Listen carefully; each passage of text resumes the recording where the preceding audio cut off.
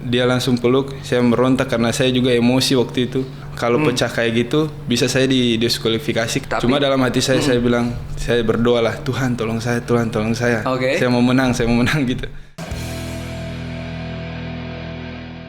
Halo, sport fan dimanapun Anda berada semua, kita bertemu lagi dalam acara ataupun talk show Metro Sport Podcast. Kami berharap kita semua dalam keadaan sehat di tengah-tengah cuaca yang tidak menentu, tetap semangat, tetap berolahraga supaya kita semua memiliki imunitas tubuh yang kuat, ya kan? Nah, tamu kami hari ini luar biasa. Kalau kita lihat di SEA Games kemarin, salah satu cabang yang memberikan atau bukan menorehkan sejarah setelah 30 tahun tidak dapat medali emas di SEA Games. Kali ini cabang ini menyumbangkan 1 medali emas dari seorang petinju. Nah, hari ini, siang ini telah hadir di studio kami petinju Indonesia yang meraih medali emas di SEA Games Vietnam. Michael Robert Muskita. Kasih jab dulu, bro. Kita beri tepuk tangan dulu ya. Wow. Nyong, 30 tahun Nyong tinju amatir di SEA Games tidak pernah dapat emas. Dan sekarang, coba lihat medalinya. Ini. Aduh, ini medali sungguh luar biasa buat sport fan. Medali emas dari cabang tinju. Indonesia meraih medali emas. Michael Robert Muskita. Nah, sebelum kita cerita soal tinju, kemarin kita lihat di berita nih, Pak Jokowi menyerahkan bonus kepada peraih medali emas, perak dan perunggu.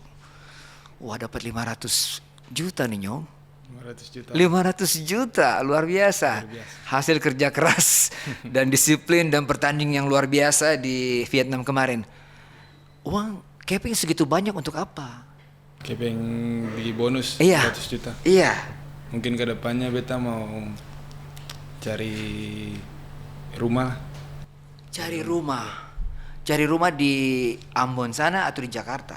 Beta cari di Bogor sini. Di Bogor sini. Oh, sekarang Ale tinggal di Bogor. Tinggal di Bogor. Berlatih di Bogor. Berlatih juga di Bogor. Orang tua juga ada di Bogor. Orang tua juga di Bogor. Jadi rumah ini akan diberikan untuk orang tua. Orang tua. Wah. Iya, percayalah apa yang Tuhan berikan, kita berikan untuk orang tua, pasti semuanya akan menjadi berkat, menjadi berkah ya. Amin. Biasa. Nah, kita bicara soal tinju kemarin di Vietnam. Bung, kalau saya lihat pertandingan itu 3 kali ya, dari babak awal sampai babak final. Betul lah, Marbe. 3 kali. 3 kali. Saya melihat kemenangan yang diperoleh sama Nyong ini kemenangan mutlak ya. Untuk di kelas menengah ya? Iya, kelas 81 kg. Bagaimana ceritanya itu dari babak awal sampai final? Pertama, saya dalam pertandingan melawan petinju dari Myanmar. Petinju dari Myanmar, kelas 81 kg juga. Saya baru pertama langsung naik kelas 81 kg. Makanya itu dibilang kan ke saya mainnya fight boxer lah, karena saya belum tahu bobot pukulannya atau apa, karena saya baru naik ke kelas berat gitu. Oh, jadi ini naik dari kelas 75 ke kelas 81. Kategorinya berat ringan. Berat ringan. Jadi sebelum main saya lawan petinju Myanmar. Saya mengamati dulu dari ronde 1. Oh, begini cara mainnya. Oh, baru saya dapat tipe permainan saya. Ya puji Tuhan saya menang waktu lawan petinju Myanmar. Kalau nggak salah lawan petinju Myanmar tuh sempat goyah 2 kali petinju Myanmarnya. Iya. Itu kena pukulan apa itu? Pas dia jab, saya tarik, saya counter uppercut hook, itu dia goyang di situ. Terus saya jab kena perut, uppercut di perut dia. Dia langsung sakitan mungkin di perut. Dihitung pas mau habis ronde 10 detik terakhir, saya fight lagi ke dia, karena kalau 3 kali dihitung udah di stopin. Terus pas dia 3 kali dihitung ya udah selesai. Nah, jadi satu pukulan yang kombinasi hook atau ada uppercut sehingga membuat dia kesakitan saat itu. Kombinasi banyak sih Om Robi. Saya ganggu dulu pakai jab, Iya. ganggu. Terus pas dia masuk saya hook uppercut, kombinasi hook uppercut. Saya lebih banyak ambil pukulan di bagian bawah. Dominasi waktu lawan petinju Myanmar. Jadi ketika memulai ronde pertama, paling tidak dalam waktu singkat Ale bisa tahu kelemahan lawan di situ. Bisa. Ketong kalau masuk ronde pertama itu mesti dulu mengenali lawan dulu, Iya. Om Robi. Om Begitu. Boy ini. Om Boy. Nggak apa-apa. Lanjut. Jadi ronde 1 itu kita mesti Iya. mengenali lawan dulu. Ya. Nggak bisa langsung kita main langsung main buru-buru lah. Mesti mengenali dulu lawannya. Iya. Begitu. Sebelumnya belum pernah ketemu dengan petinju Myanmar itu. Belum pernah. Beda kelas lagi ya. Beda kelas. Tapi Iya. Ale bisa bikin dia goyah 2 kali dan dia itu dihitung kemenangan mutlak di situ. Iya. Oke, masuk ke pertandingan kedua Melawan petinju dari tuan rumah. petinju Vietnam. Petinju Vietnam ini dia udah Pasti juara. dukungan ini, Iya. dukungan dari penonton di venue itu Iya, besar sekali. besar. Nah, gimana itu ceritanya? Petinju dari Vietnam ini saya kan sering nonton di YouTube, lihat dia bahwa dia juara nih. Dia yang juaranya di Filipina waktu itu SEA Games yang lalu. Oh, dia juara bertahan. Iya, juara di bertahan. Di kelas 81. 81 itu. Dia yang juaranya. Dia juga pernah kasih kalah petinju Filipina juga. Terus saya lihat lagi di Iya. yang belakang-belakangnya lagi dia. Oh, ternyata dia petinju senior lah, petinju yang udah bertanding di SEA Games berapa kali dan juara juga dia. Makanya itu dia jadi andalan di sana juga. Saya sering nonton video-videonya sebelum melawan dia. Saya Iya. baca taktiknya bagaimana, cara Iya. mainnya. Iya. Terus saya bilang, saya nggak boleh salah ambil keputusan nih. Dan saya mesti ambil keputusan yang cepat dan tepat. Maka itu pas lawan dia, saya benar-benar fokus dan benar-benar teliti buat lawan Vietnam ini. Saya nggak peduli sama penonton atau supporter apa. Saya nggak peduli waktu Hanya itu. fokus ke Hanya fokus lawan. ke dia. Sampai ke pelatih juga waktu naik ring juga saya nggak terlalu lihat pelatih karena saya udah fokus ke tipe permainan saya waktu itu. Jadi pas lawan dia itu saya main counter boxer pertama. Saya mengenali dulu dia. Iya. Dia kalau pukulan kanannya itu kan keras. Jadi dia sering kasih KO tuh pakai pukulan kanan. Oh, berarti Iya. rekor dia KO cukup banyak Iya, dong ya. cukup. Bahwa memang petinju ini punya pukulan, Yang keras. Nah, meredamnya bagaimana Iya. sehingga Ade bisa menang? Kita merendamnya pas dia mau pukul, beta step belakang. Step ke belakang. Jadi pukulannya angin gitu. Oke, beta lagi main lagi. Dia mau timing pas di dagu. Dia mau incar dagu Ale. Saya jab, saya mundur lagi. Sampai masuk ke ronde 2, saya udah tahu tipenya. Dia mau main hook, terus dia kan sedikit lambat. Iya. Iya, saya pikir saya lebih cepat dari dia. Ya udah Iya. saya fight ronde 2. Pas dia masuk saya counter jab strike uppercut hook, pecah pelipisnya. Oh, jadi saya pikir pecah pelipis itu mungkin kalau sport fan melihat di YouTube, saya pikir benturan kepala. Itu tidak. Kalau Ya? pertama ronde 1 itu kita benturan. Jadi dia pecah dua benturan, dua pecah. Dua tempat luka. Ada di pertama benturan di kepala, pecah Iya. di atas kepalanya. Oke. Nah, itu main pertama. Terus wasit belum kasih stop, cuma dia sudah angkat tangan begini buat bilang ke wasit stop gitu. Cuma kalau di peraturan tinju, Iya. sebelum wasit bilang kasih stop, tetap lanjut. Saya pukul dia, tuk. Tapi dia protes. Tapi wasit nggak marahin saya. Ya udah saya ke samping ke sudut putih, Iya. dia periksa dulu. Iya. Tapi wasit dukung saya bilang pukulan kalau ronde 1. Terus selesai dari situ, masuklah ronde kedua. Ronde kedua saya lebih tenang lagi. Saya berpikir buat ambil keputusan waktu itu lebih baik karena penonton juga untuk masuk final kan waktu itu. Iya. Selesai dari situ main dia jab dia masih lagi tipe permainan seperti itu. Dia tidak berubah. Permainannya tidak sama. berubah, masih sama. Dia masih incar dagu saya dengan dia punya hook yang keras itu. Makanya itu saya wanti-wanti pas dia hook kan lambat. Saya langsung cepat ambil keputusan jab strike uppercut hook. Pas dia mundur saya tambah lagi dengan hook kiri. Wow. Langsung pecah pelipisnya sini. Mungkin dia karena sudah tahu kualitas lawannya juga. Iya. Dia down mungkin di situ. Terus Iya, dia peluk iya. saya. Dia langsung peluk. Saya merontak karena saya juga emosi waktu itu. Berontak. Emosi kenapa? Iya. emosi karena saya punya ambisi yang besar buat juara kan. Nah, itu. Terus setelah peluk begitu, dia peluk, clinch. saya emosi, saya buka balik sampai dia jatuh ke bawah. Langsung Iya, saya lihat itu. Wasit suruh samping, saya ke samping.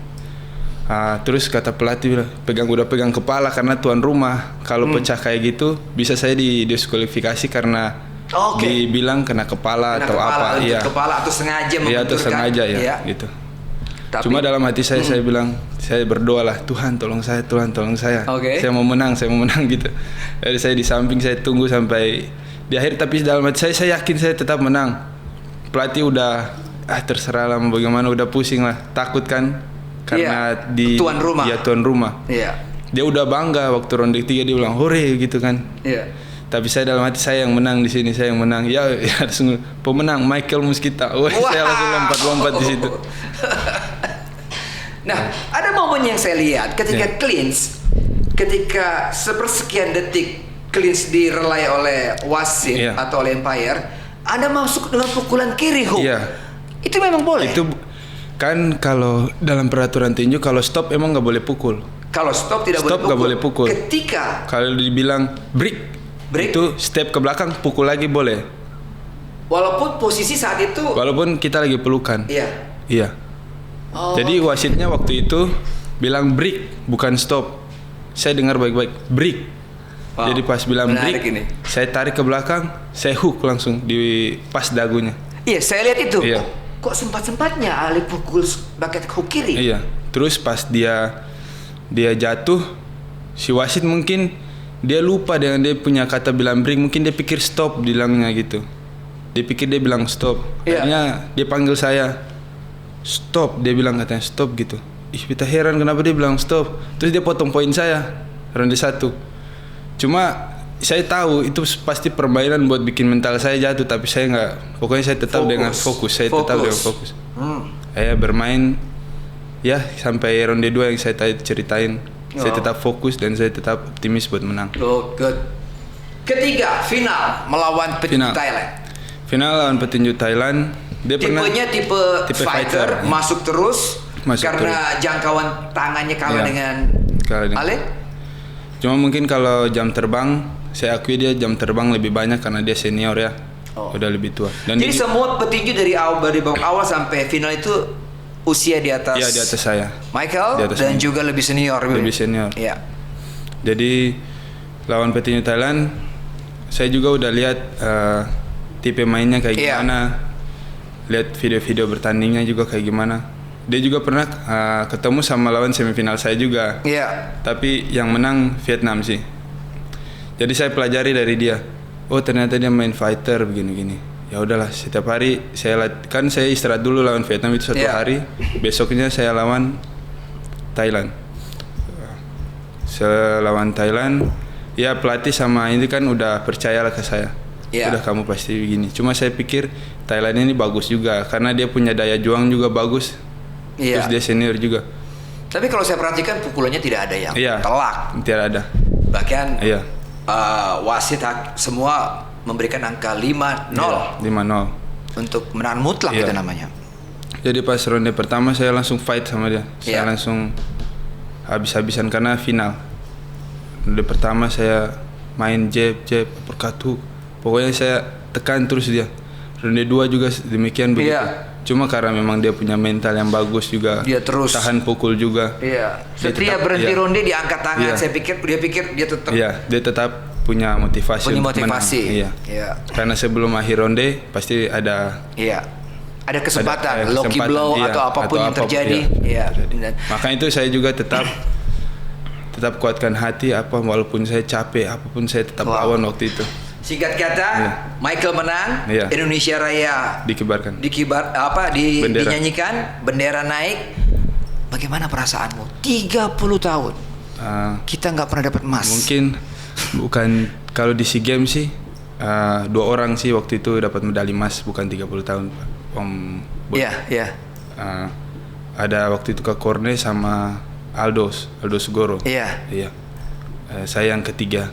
Yang ketiga. Terus waktu bendera merah putih naik waktu itu karena SEA Games Filipina kemarin juga bendera Indonesia nggak dapat ditinju. Iya. Pas bendera Indonesia yang paling tertinggi, di sampingnya Vietnam, di sampingnya Thailand, Myanmar. Pas bendera Indonesia saya langsung hormat, saya mata berkaca-kaca dalam hati itu. Pokoknya senang sekali lah bisa bawa nama negara sampai di ajang SEA Games. Iya. Ini SEA Games pertama saya. dan langsung emas buat Michael. Iya. Wah, Vini Vici ya. Ya. Iya. Datang, main dan menang. Wah, luar biasa. Nah, gaya bertinju boxer ini memang gaya yang dikembangkan oleh Michael. Iya. Karena footwork yang bagus, jangkauan yang juga panjang, pukulan yang lengkap. Saya melihatnya sendiri, moving body juga yang asik ditontonnya gitu. Memang itu gayanya. Iya, itu memang gaya saya. Saya setiap latihan juga selalu diasah teknik taktik bersama pelatih juga, Pak Darman, pelatih Kusdiono di Sasana Pak HS Hengki Selatan di Ciseeng. Dilatih terus teknik taktik. Saya sering juga nonton petinju-petinju luar yang bagus gitu biar masukan ke saya juga. Saya nggak monoton gitu. Lihat petinju-petinju yang itu aja, saya belajar lah ke depannya supaya lebih baik lagi gitu. Saya jadi ingat legenda kita, Bung Albert Papilaya. Itu kelasnya sama dengan Michael ya? Sama. Di kelas menengah. Berat badan 75 81. Iya. Gaya bertinju pun boxer juga. Anda mengidolakan Albert? Kalau mengidolakan sih semua petinju Indonesia pasti kenal Pak Albert yang udah almarhum sekarang. Jadi Pak Albert dulu pernah juga kasih latihan saya sebelum dia meninggal, itu dia pernah kasih latihan. Sebelum dia kasih motivasi. Tips petinju juga. Tips. Waktu itu saya 75 kg, cuma mungkin dia lihat saya kan kurus. Terus dia bilang, kamu SEA Games nantinya main 81 kg. Waktu dia sebelum sakit itu, dia langsung bilang, kamu harus main 81 kg, juara kamu, katanya gitu. Dan saya mikir juga, saya kan gak suka main kelas berat waktu itu, karena pikiran saya kalau main kelas berat itu lambat, saya kelihatan kayak badut waktu itu pikiran saya. Tapi ya udahlah, saya pikir saya tinggi juga, ya bisa lah saya main kelas 81 sesuai dengan tinggi saya kan. Saya lihat juga petinju-petinju luar, 81 nggak lambat-lambat juga. Saya pikir, ya udahlah, saya masuk ke 81 waktu itu. Ya udah 81. Tapi pon saya main 75 kg. Selesai 75, langsung saya naik 81. Saya bertanding. Ya, jadi persiapan pon dengan persiapan SEA Games itu jadi satu. Karena kan jaraknya tidak terlalu dekat sekali. Jadi porsi latihan juga 2 kali pada waktu itu? Porsi latihan sih sama aja sih. Mungkin saya tambah-tambah di itu teknik taktik, terus berpikir lagi lebih cepat, ambil keputusan lagi lebih cepat di atas ring. Iya, Boy. Perlu diasah ya. Selain juga teknik juga kemampuan untuk membaca permainan lawan dan mengambil keputusan. Tinju itu adalah mengambil keputusan ya. Iya, mesti adalah mengambil keputusan. Kalau misalnya kita lambat mengambil keputusan, itu dalam pertandingan itu sesuai dengan apa yang kita mau bermain. Jadi kalau dia sudah lengah, apa yang kita mau ambil keputusan untuk apa? Nah, kenal tinju pada usia. Ya, kalau saya kenal tinju mungkin karena papa juga petinju, jadi saya kenal tinju. Oh, jadi papanya petinju. Petinju amatir juga. Amatir. Papa petinju amatir. Cuma ya bapak sebelum petinju amatir cepat masuk ke prof. Cepat ke prof, jadi karirnya matilah. Oke, singkat kata dari anak-anak masuk ke junior di Ambon atau di Ambon. Iya. Junior, setelah junior masuk ke senior. Itu dalam waktu berapa tahun itu? Sempat saya catat ini sempat juara di Lampung, juara di Kupang ya. Kalau di junior youth paling lama mungkin waktu saya dari 12 tahun sampai 16 lah. 12 sampai 16 tahun, jadi sekitar 4 tahun 5 tahun lah. Target ke depan setelah SEA Games, ya kan? SEA Games sudah emas, PON kemarin emas. Kedepannya mungkin ada Asian Games, Asian Games, ada Olimpiade. Olimpiade. Apa yang ada di pikiran Michael untuk kedepannya nanti?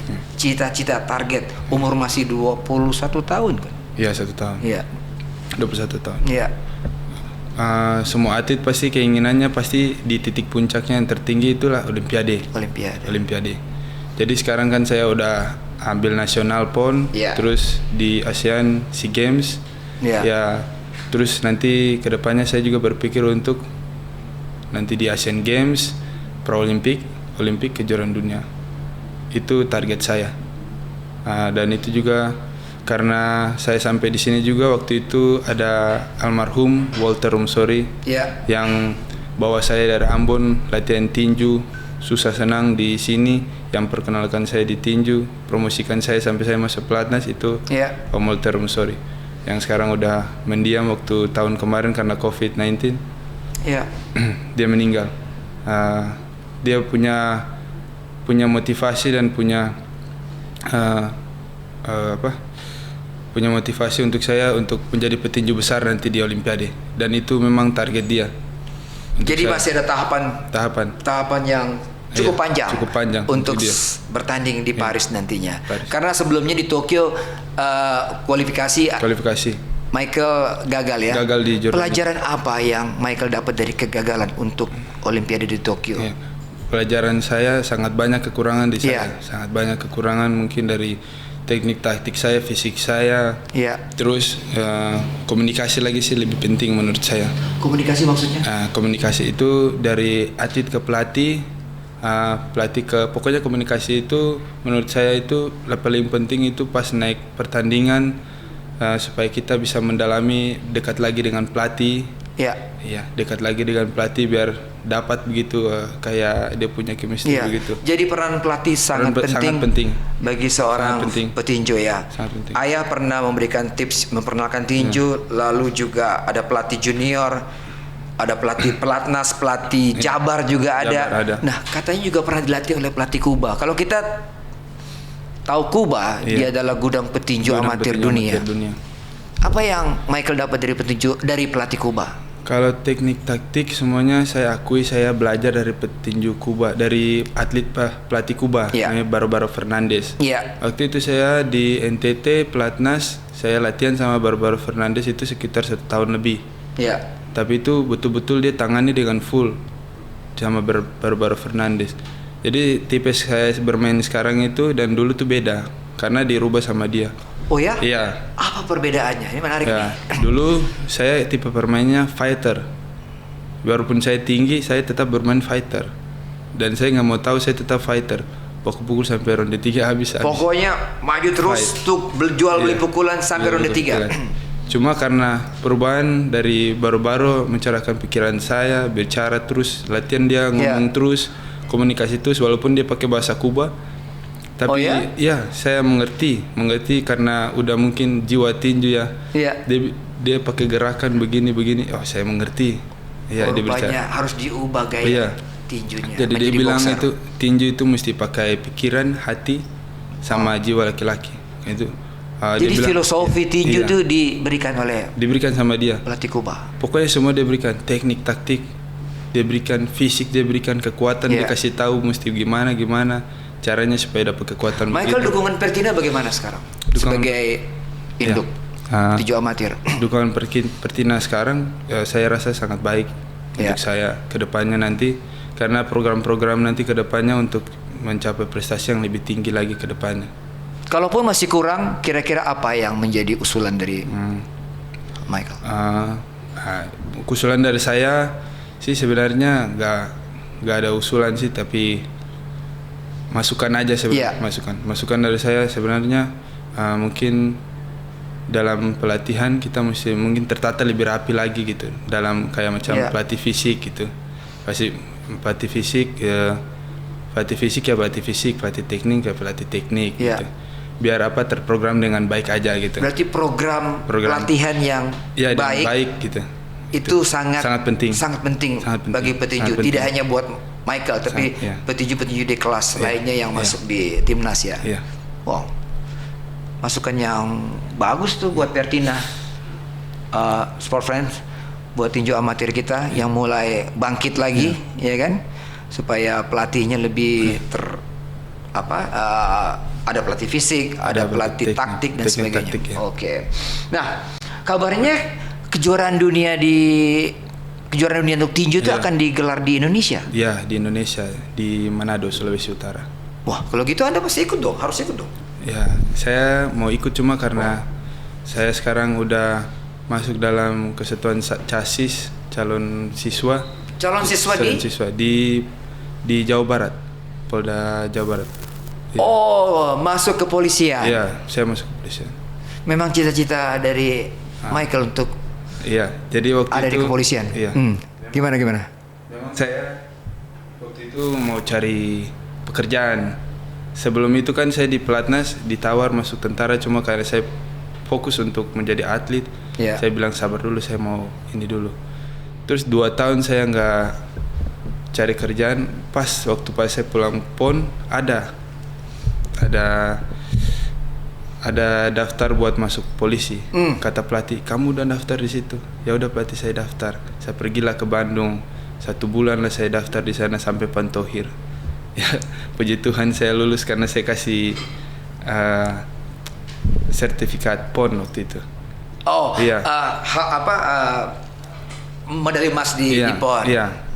Jadi itu memang mendukung juga buat karir ke Iya. depan. Ya, kita harap nanti semuanya berjalan dengan lancar. Amin. Masuk di kepolisian dan juga menjadi petinju nasional yang berprestasi tentunya. Amin. Wow. Nah, Michael, keluarga. Ya, Om Boy. Michael ini anak keberapa dari berapa bersaudara? Saya anak sendiri, tunggal. Anak tunggal. Tunggal. Oke. Berarti sangat disayang sama papa mama ya? Iya. Dan dapat restu jadi petinju. Kalau dari papa mama pasti restu karena bapak juga petinju, jadi dia pasti kasih restu. Iya. Nah, tinju ini akan menjadi pilihan hidup buat Iya, Michael. pasti. Tinju itu udah jadi kehidupan saya sehari-hari. Saya istirahat pun saya tetap pikiran tinju. Mau main game pikiran saya tetap di tinju. Gak tahu kenapa, karena memang udah dari kecil di tinju. Jadi kemana-mana latihan main bola pun saya suka shadowbox sendiri. Karena memang udah menjiwai dari tubuh ya. Kayaknya begitu tinju. Sebentar, kita mau lihat shadow boxing. Kayak gimana shadow boxing? Coba. Pinggang ditekuk, Oke. Kaki kanan kiri. Sadar. Saya mau tanya nih, pernah berkelahi di luar ring tinju? Ya, Boy. Kalau pernah berkelahi sih pasti yang Boy. Kita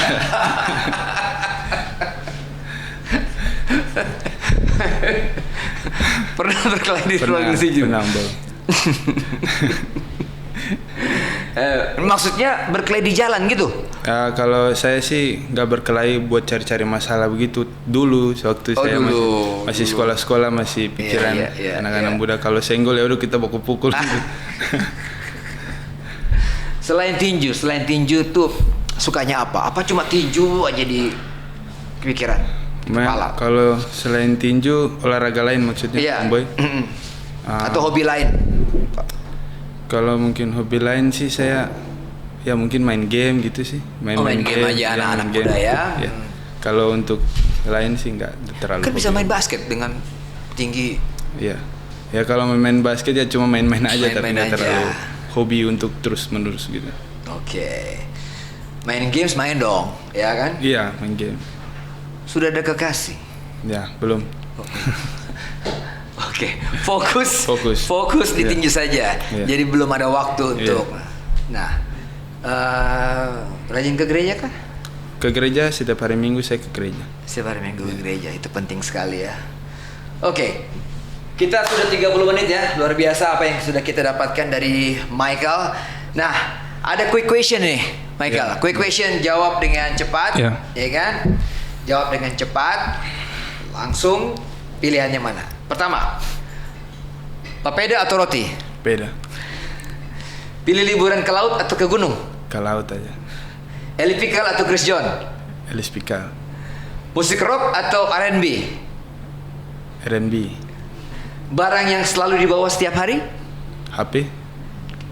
Jika jadi gubernur Maluku, apa yang pertama mau dilakukan di Maluku? Kalau saya betul mau kasih jadi anak-anak muda jadi petinju semua. Wah.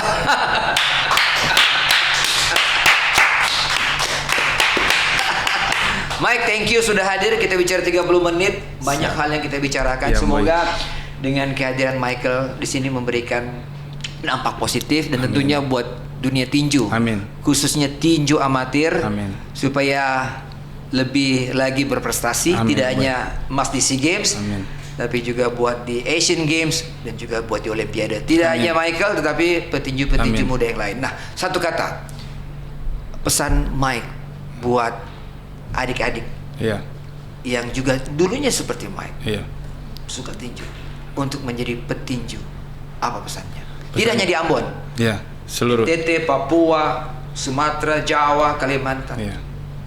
Buat adik-adik saya yang petinju, jangan pernah menyerah. Jangan Tetap pernah latihan, belajar teknik-teknik baru. Jangan monoton, tetap semangat. Apapun yang diberikan pelatih, apapun program itu berat, latihan saja, lakukan saja. Dan mungkin kedepannya mesti ada cita-cita, ada mimpi kedepannya Ya. supaya bisa sampai di ya Olimpiade, Olimpiade, SEA Games, Asian Games, itu mesti ada di dalam Ya. pikiran dan terus latihan. Terus dalam latihan juga harus lakukan dengan serius. Ya. Latihan dengan serius, motivasi yang kuat, jangan pernah mengeluh. Itu aja sih. Oke. Terima kasih Mike. Oke, Sport Friend, demikian tadi wawancara saya dengan petinju muda Indonesia, Michael. Semoga ini bermanfaat buat kita semua. Sampai jumpa, keep sporty, stay healthy. God bless you all.